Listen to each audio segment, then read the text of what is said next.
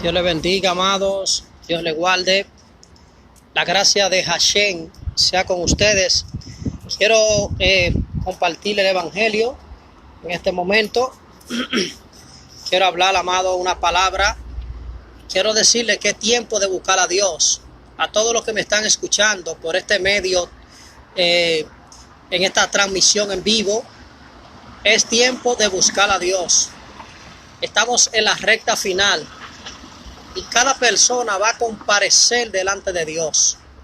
Nosotros sabemos y testificamos por las escrituras lo que dice la palabra, que Dios resucitó a Cristo. Dios exaltó a su Hijo. Dice la palabra que lo ha exaltado hasta lo sumo y le ha dado un nombre que es sobre todo nombre, para que en el nombre de Jesús se doble toda rodilla de los que están en el cielo, en la tierra y debajo de la tierra. Estamos proclamando este evangelio, amado, porque es una necesidad urgente. El mundo está entrando en un conflicto bélico mundial. Mire las noticias para darse cuenta que estamos en los últimos tiempos. Amenaza de guerra nuclear de Europa con Estados Unidos, de Rusia con Estados Unidos. Amenaza de guerra nuclear. Todo lo que está pasando, si lo llevamos al marco profético, nos daremos cuenta de que Mateo 24 habla de señales políticas, habla de señales de guerra, de señales religiosas y de señales en los cielos, de señales naturales. La Biblia dice en Mateo 24 que habrá guerra, se levantará nación contra nación, reino contra reino, que habrá pestilencia, habrá enfermedades, y habrá terremotos y habrá señales en el cielo, amado. Lo que está pasando hoy es una voz de alerta para que cada persona busque al que Dios designó para dar salvación a la humanidad. Dios designó a Jesús de Nazaret, varón aprobado por Dios, lleno del Espíritu Santo, que dice la palabra que andaba sanando, libertando a los oprimidos, haciendo grandes señales. Dios lo designó para que todo aquel que en él crea no se pierda, mas tenga la vida eterna. Usted tiene que saber, amigo que me está viendo, que hay un lugar que usted decide a dónde usted va a ir después de la muerte. Usted decide a dónde usted va a ir, amado. Estamos en la recta final, tiempos apocalípticos, tiempos proféticos. ¿Qué más tienes que ver para darte cuenta de que estamos en las señales de los últimos tiempos? De que pronto la trompeta va a sonar y que Jesucristo va a levantar la iglesia. ¿Qué harías tú si Cristo viene y te queda? ¿A dónde vas a acudir si se acaba el tiempo de la gracia?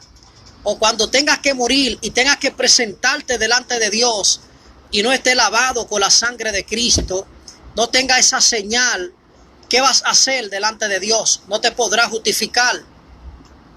No te podrás justificar, porque en ese tiempo, amado, toda aquella persona que no arreglaron su vida con Dios, toda aquella persona que nunca le hicieron caso a la voz de Dios, dice en Apocalipsis 20, y vi a los muertos, grandes y pequeños, de pie delante de Dios, y los libros fueron abiertos, y otro libro fue abierto, el cual es el libro de la vida, y el que no se halló inscrito en el libro de la vida fue lanzado al lago de fuego.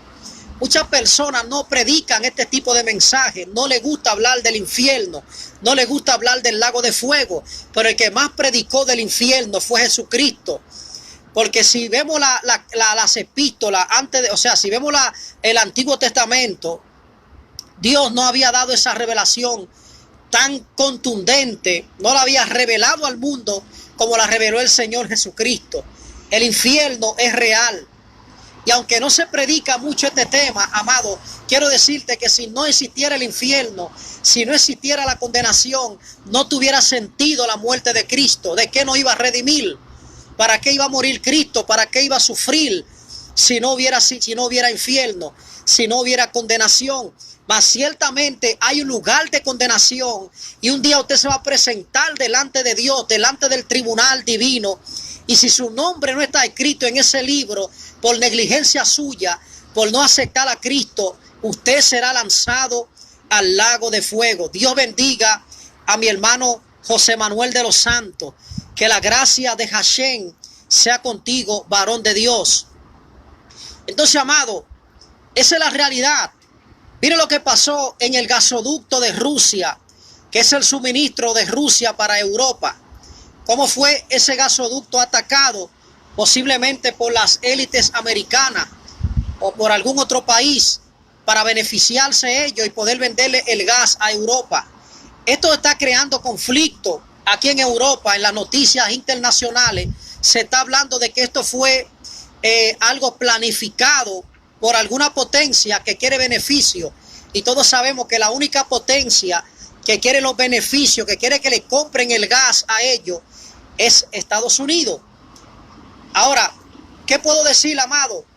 Esto puede desencadenar una tercera guerra mundial, porque Estados Unidos está presionando para esto, porque hay una agenda que se está presionando y la iglesia tiene que orar por misericordia, porque si se estalla un conflicto de esta naturaleza, van a morir millones de personas innecesariamente, porque lo que pagan en este tipo de conflictos son las personas, no son los presidentes. Ellos tienen búnkeres subterráneos para esconderse.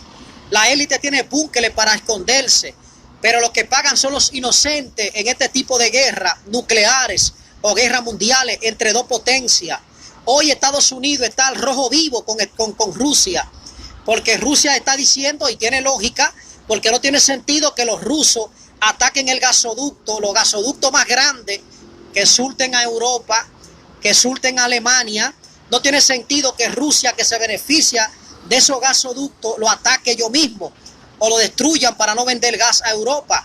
Lo que sí tiene sentido es que hay una nación que quiere beneficiarse vendiendo su gas a Europa, que pudo ser la autora intelectual de este ataque feroz o este ataque contraproducente que podría desencadenar conflicto, amado. Pero todo esto está en las Escrituras. La Biblia dice que habrá guerra, que habrá rumores de guerra, que habrá pestilencia. Y Dios está llamando a la humanidad al arrepentimiento. Hace 2000 años Jesucristo bajó, amado. Dice la palabra que Dios se hizo carne. Dios se hizo carne, habitó entre nosotros y vimos su gloria. Gloria del unigénito del Padre. Y no solamente se hizo carne, sino que sufrió una muerte terrible en el monte de la Carabela, en el monte del Gólgota. Dice la Biblia que fue desfigurado su parecer. Dice el profeta de Isaías, fue desfigurado su parecer, perdió totalmente su hermosura, fue traspasado en esa cruz, amado, y todo el pecado de la humanidad vino a parar en esa cruz. Y por eso, como todo el pecado de la humanidad paró en esa cruz, en el monte del Gólgota, dice la palabra que se oscureció el ambiente, y el Señor clamó: Padre, Padre, ¿por qué me ha desamparado? No es que el Padre lo desamparó, sino que como todo el pecado estaba en esa cruz, todo el pecado de la humanidad, amado, estaba en esa cruz. El Padre escondió su rostro en ese momento, pero no se apartó de su Hijo. Al contrario, cuando Cristo resucitó en la mañana temprano, yo me imagino cómo el Padre se desveló, alabado sea Dios, aunque no duerme, porque Dios no duerme obviamente, pero imagino que muy temprano el Padre se levantó a resucitar a su Hijo, amado. Y dice la Biblia que el Hijo fue resucitado. Al tercer día resucitó, venciendo la muerte, libertándonos de la esclavitud del pecado, de esa esclavitud, de ese pecado que viene desde el tiempo adámico sobre la humanidad.